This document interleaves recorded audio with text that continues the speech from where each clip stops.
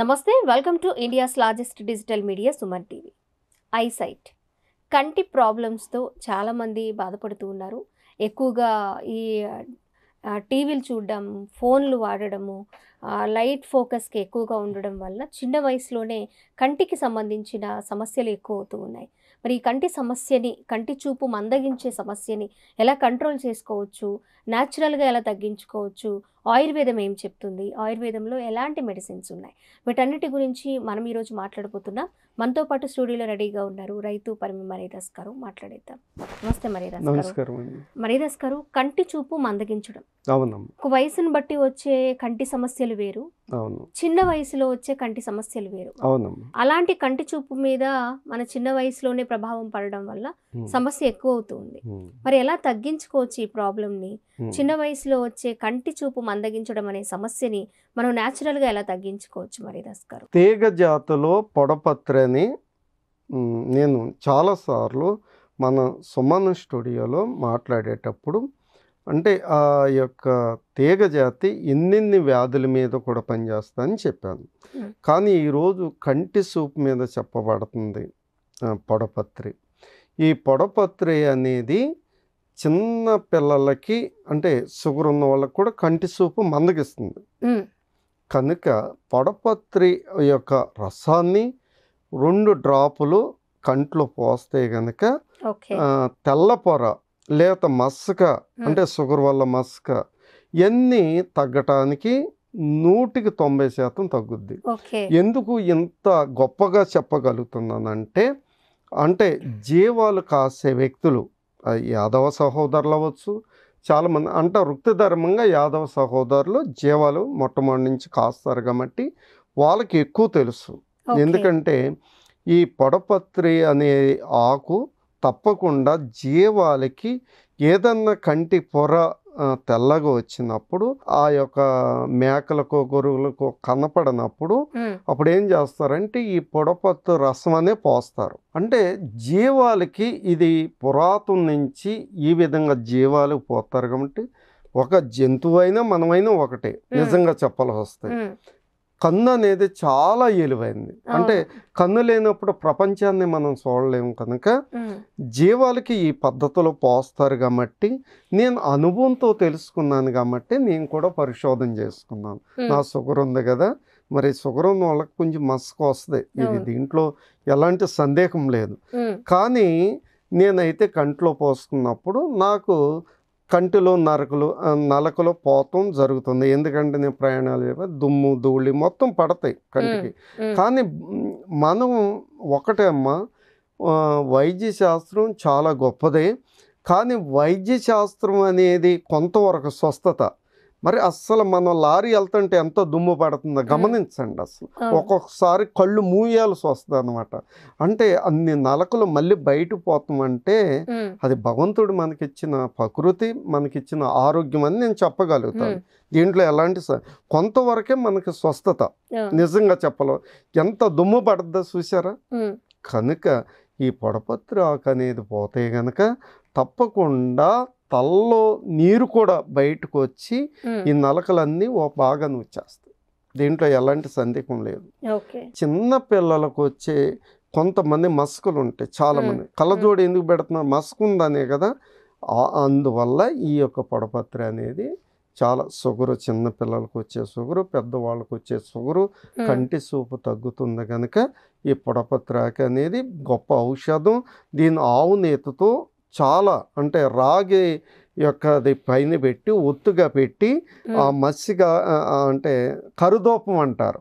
వీటి వరకు మనం చిన్న దీపాలు పెట్టుకున్నాం, అవునా కదని అంటారు.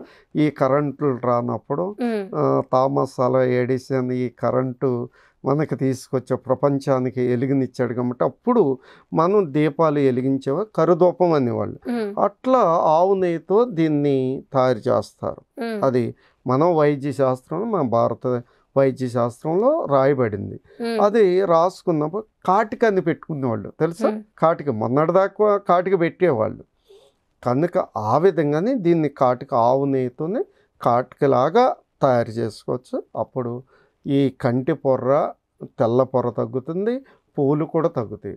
ఓకే. దీంట్లో అంత పొడపత్రలో అంత గొప్ప విధానం. అందుకే ఈ పంటని వెయ్యాలి అన్న ఉద్దేశంతో నేను పండిస్తానే ఉండాను. దాన్ని మర్చిపోకూడదన్న ఉద్దేశంతో. కనుక కంటి పొర మీద అంత పొడపత్రి పనిచేస్తుంది. రెండోది ఏంటంటే తానిగాయలు ఉన్న పప్పు కూడా కంటి పొరకి అంటే కంటికి పెట్టినప్పుడు ఇబ్బంది ఏం లేదమ్మా, దీంట్లో ఎలాంటి సందేహం లేదు. కంటి పొర కూడా తగ్గుతుంది. తానిగాయకి కూడా లేదు. అందరికీ ఏదన్నా భయం అనుకుంటే, పొడపత్రి గురించి భయం, తానిగాయ పప్పు గురించి భయం అనుకుంటే, అమ్మో గన్నేరులాగా ఏమన్నా ఇబ్బంది పెడదాని అనుకుంటే కనుక ఏం అవసరం లేదు. కుంకుడిగాయ పైన బెరడు కొంచెం అంటే పెసర బెద్దంతా పెట్టుకుంటే వారానికి ఒక్కసారి అసలు కంటి యొక్క జబ్బులు రావమ్మంది. దీంట్లో ఎలాంటి ఇది గొప్ప మెడిసిన్. అంటే వాటి వల్ల ఏమైనా ఇబ్బందా అనేది మనిషికి సందేహం రాకుండా ఈ యొక్క కుంకుడిగాయే కదా, అందరు తల ఉండదు కదా, అందరికీ తెలిసిన పెసర బద్దంతా కొంచెం కంట్లో పెట్టేసుకుంటే తప్పకుండా తేజస్గా కంటి చూపు బాగుంటుంది. ఇది అనుభవంతో, పెద్ద పెద్దోళ్ళ అనుభవంతో ఈ రహస్యాన్ని చెప్పకుండా ఆగిపోతుంది కాబట్టి ఆ రహస్యాన్ని భగవంతుడు వాళ్ళ ద్వారా నేను తెలుసుకోగలిగాను. అందుకే కుంకుడిగా యొక్క అంటే గూజు కొంచెం పెసర బెద్దంతా పెట్టుకుంటే ఎలాంటి ఇబ్బంది లేదు. కంటి చూపు చాలా మెరుగ్గా కనపడుతుంది. కంట్లో మనకి మనమే పెట్టుకోవాలంటే భయం వేస్తుందేమో. తలస్నానం చేసేటప్పుడు కళ్ళు ఇలా ఓపెన్ చేసి పెట్టడమే. అలా కాదు, తలస్నానం చేసినాక ఎందుకు అలా వదిలేసేవనుకండి. నేనున్నాను, ఇప్పుడు నేను వెళ్తాను పల్లెటూరు ఏరియా, లారీ వస్తుంది, నేను కుంకుడికాయ రసంతో తల స్నానం చేయాలి, ఆ దుమ్మి నా కంట్లో పడవచ్చు కదా. తల శుభ్రం అయినాక సగం ప్రశాంతంగా పడుకొని అప్పుడు పెట్టుకున్నాం అనుకండి, చక్కగా కన్ను శుభ్రం లోపల ఉన్న డస్ట్ అంతా బయటకు వచ్చేస్తుంది. అదే మనం తల స్నానం చేసేటప్పుడు పడితే ఆ తలలో ఉన్న మురికి, దుమ్ము, ధూళి అంతా మళ్ళీ కంట్లోకి వెళ్ళడం. ఇంకా దీనంత గొప్ప ఔషధం నిజంగా. అంటే చాలా మంది నిమ్మకాయ రసం కూడా పోతారు, వదిలేయండి, దాంట్లో యాసిడ్ ఉంటుంది. సరే అమ్మో నిమ్మకాయ రసం పోతే ఏమైద్ది అనుకుంటారు, కానీ కుంకుడికాయ అనేది అన్ని ఔషధాల కన్నా గొప్పది. పొడపత్రి అనేది చాలా గొప్పది. కంటి చూపు ఎలాంటి ఇబ్బంది లేదు. వృద్ధాప్యం వరకు అమ్మో సూది బెజ్జంలో కూడా దారం ఎక్కియచ్చు. ఐసైట్ ప్రాబ్లం నుంచి బయటపడి కంటి చూపు మెరుగుపడుతుంది. ఇప్పుడు మీరు చెప్పిన పొడపత్రి ఉపయోగించుకోవచ్చు, అలాగే కుంకుడికాయ ఉపయోగించుకోవచ్చు. ఇలాంటివన్నీ ఉపయోగించుకోవడం వల్ల ఇవన్నీ ప్రకృతి మనకి అందించిన గొప్ప వరం అండి మరిదాస్ గారు. ఇప్పుడు మీలాంటి పెద్దవాళ్ళు, అనుభవంతో ఉన్న వాళ్ళు చెప్పడం వల్ల మేము ఇప్పుడు తెలుసుకోగలుగుతున్నాం. వాటి వల్ల ఎలాంటి బెనిఫిట్స్ ఉన్నాయి, ఎలాంటి సైడ్ ఎఫెక్ట్స్ లేకుండా మనం ఆరోగ్యంగా, ఆనందంగా, అందం కూడా ఇస్తున్నాయి అవి గనక తెలుసుకుని వాటిని మీరు అన్నట్టు మొక్కలు నరికేస్తున్నారమ్మా అని ప్రతిసారి బాధపడుతూ ఉన్నారు.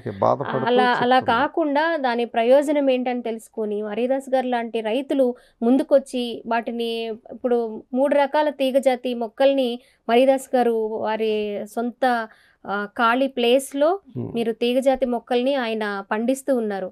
పొడపత్రి, అలాగే తిప్పతీగ, దోలగొండి, ఇవి తీగజాతి మొక్కలు అనమాట. వాటిని ఆయనకున్న కొంత స్థలంలో ఎవరి సపోర్ట్ లేకుండా అది అందరికీ ఉపయోగపడాలనే ఉద్దేశంతో ఆయన ఒక్కరే పండిస్తున్నారు. అలాంటి రైతులు ఇంకా ముందుకు రావాలని ఆయన బాధపడుతూ ఉన్నారు, కోరుకుంటూ ఉన్నారు. అలాగే ప్రభుత్వం కూడా ఆయనకి ఎంతో కొంత హెల్ప్ చేసి ఇస్తే, అంటే ప్రోత్సాహం ఇస్తే, లోన్ రూపంలోనూ ఇంకెలాగో ఆయనకు అందిస్తే ఇంకొంత ప్లేస్లో ఆయన అవి పండించడానికి నేను రెడీగా ఉన్నానమ్మా. ఇలాంటివి అమృతాలు ఇవన్నీ మనం పోగొట్టుకుంటే మళ్ళీ తిరిగి తెచ్చుకోలేము అని ఎప్పటికప్పుడు బాధపడుతూ ఉన్నారు. ఆయన కళ సగమైతే నెరవేరుతుంది, పూర్తిగా నెరవేరాలని మనం కూడా కోరుకుందాము. ఎందుకంటే అవి మనకి చాలా చాలా అవసరం కాబట్టి ఆరోగ్యానికి. Thank you so much Maridas గారు. నమస్తే అండి. నమస్తే అండి.